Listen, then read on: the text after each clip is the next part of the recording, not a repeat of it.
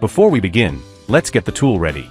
Search for Milesight ToolBox in the Apple Store or Google Play to download the app. Once installed, enable NFC on your phone and open the ToolBox app. Set the default mode to NFC. Click Read button on Homepage. Tap your phone near the device's NFC area. Upon successful sensing, we're now on the homepage. Click Setting to enter the setting page. The device typically auto-calibrates upon restart or when switching to the heating season. For detailed information, please refer to the notes on the right. If the automatic calibration fails, you can click Stroke Calibration and Writing via NFC. Set the heating date to define the active season. Set the reporting interval. This determines how often the thermostat sends temperature and valve status to the gateway.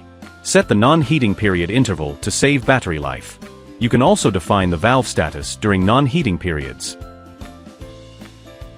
Under Control Mode, you can choose from 3 options to suit your heating system. Automatic adjusts the valve based on your target temperature to maintain consistent comfort. Set the target temperature and the range to adjust target temperature. Valve Opening Mode allows you to manually set a fixed opening percentage for the valve.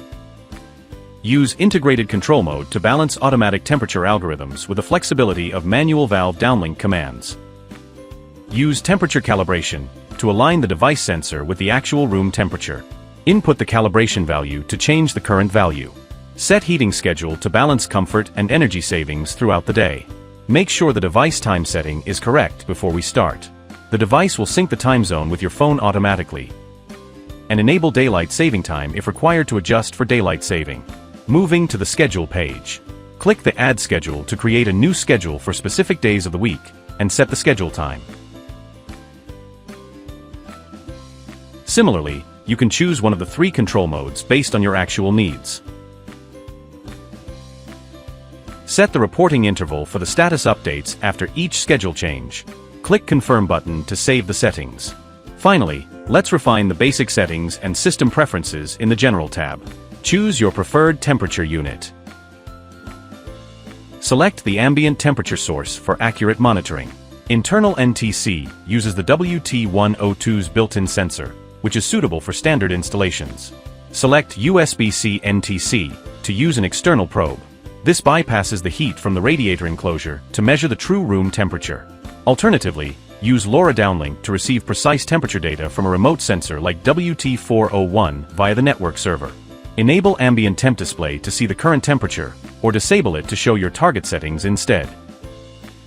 Enable Open Window Detection to automatically close the valve when a sudden temperature drop is detected. Set the cooling rate. If the temperature drops this fast, the device identifies an open window. You can choose to close the valve immediately to prevent energy waste. Define how long to pause heating. After this interval, the device will recheck the status.